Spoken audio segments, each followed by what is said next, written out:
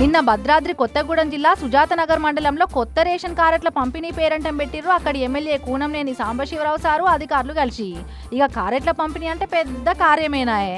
వచ్చినోళ్లను దనదన పిలిచి కారెట్లిచ్చి పంపిస్తారా?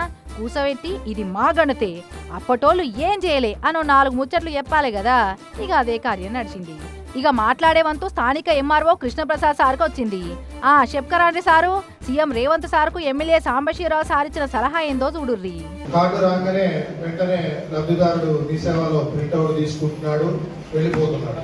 కానీ ఆ కార్యక్రమం ఎవరికి తెలవట్లేదు. ఇది ఒక మంచి వాతావరణంలో, పండుగ వాతావరణంలో ఈ కార్యక్రమం చేసుకుంటే బాగుంటుంది అని గౌరవ శాసనసభ్యులు మీడియా ద్వారా ప్రభుత్వానికి సూచన చేశారు. ఇన్నరా ఎమ్మెల్యే గారిచ్చిన సూచన పాటించి మొన్నటి సంధి రేషన్ కార్డుల పంపిణీ కార్యక్రమం నడిపిస్తున్నారట సర్కారోళ్ళు.